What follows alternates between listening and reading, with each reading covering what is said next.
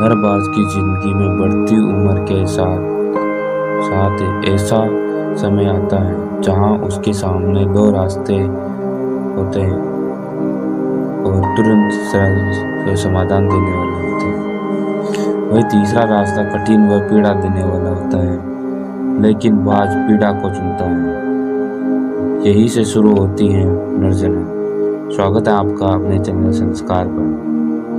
दोस्तों, हमारे जीवन में ऐसे कई मौके आते हैं जब हम परेशानियों का सामना करना पड़ता है।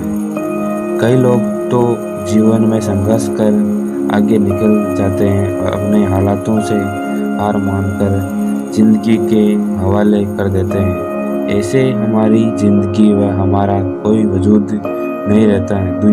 दुनिया उसी को सलाम करती है जो अपनी कलम स्वयं लिखते हैं। कुदरत में हर प्राणी के साथ ऐसा होता है। तो आइए जानते हैं बाज के जीवन से जुड़ी परंतु एक ऐसा सत्य जो हम सबको प्रेरणा देगा। बाज लगभग 70 वर्ष जीता है, परंतु अपने जीवन में 40वें वर्ष में आते आते उसे एक महत्वपूर्ण निर्णय लेना होता है। इस अवस्था में उसके शरीर के तीनों अंग बेअसर होने लगते हैं। पहला, पंजे लंबे व लचीले हो जाते हैं और शिकार पकड़ने में कमजोर या शिकार को पकड़ नहीं पाता है। दूसरा, चोंच आगे की ओर मुड़ जाती है और भोजन निगलने में समस्या होने लगती है।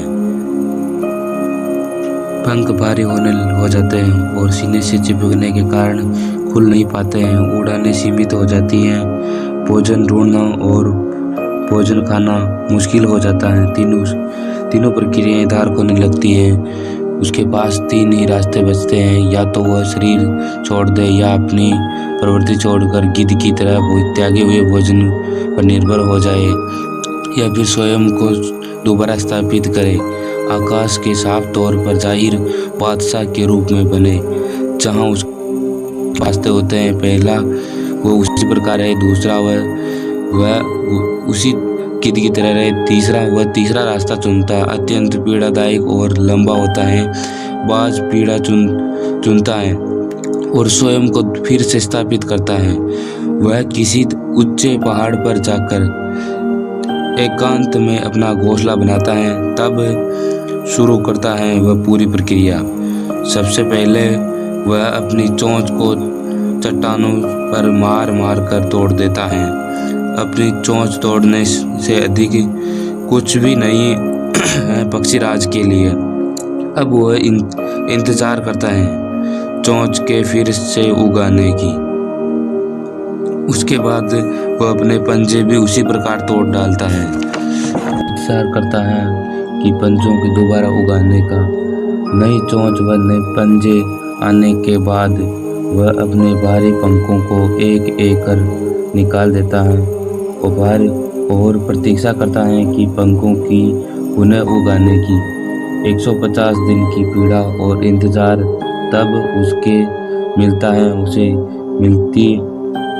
है भव्य व ऊंची उड़ान पहले जैसी। वह 30 साल और जीता है और ऊर्जा और सम्मान के साथ।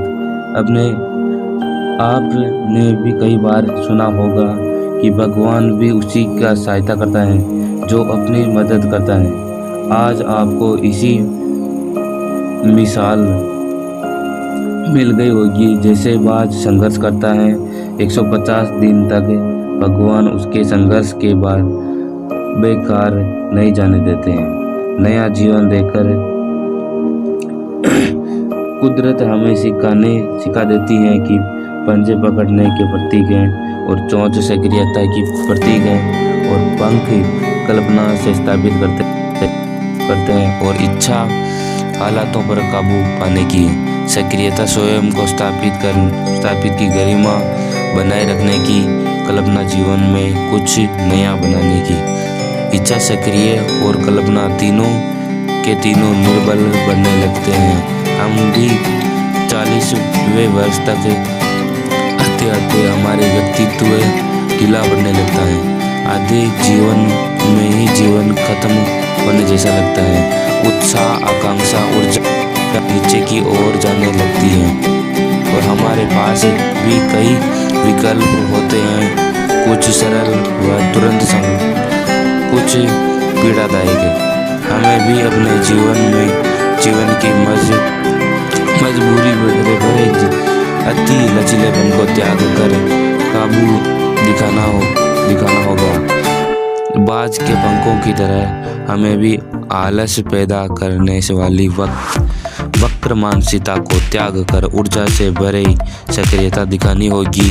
बाज की चोंच की तरह हमें भूतकाल में झगड़े अतीतों को त्याग कर कल्पना की आज़ाद उड़ानें भरनी होगी। बाज के पंखों की तरह 150 दिन ही ना सही तो 1 माह ही बिताया जाए स्वयं को दोबारा स्थापित करने में। जो शरीर व मन से चिपका हुआ है उसे तोड़ने व नोचने में पीड़ा तो होगी। बाज तब उड़ान भरने को तैयार होंगे। इस बार उड़ान ऊंची व अनुभवी होगी और अनंत की ओर ले जाएगी। जीत तब जंग जारी रहेगी। अपना कीमती समय देने के लिए बहुत बहुत आभार आपका। और अपने चैनल को सब्सक्राइब जरूर कीजिए और शेयर भी कीजिए। आपका दिन शुभ हो, ऐसी शुभकामनाएं। जय हिंद, जय भारत।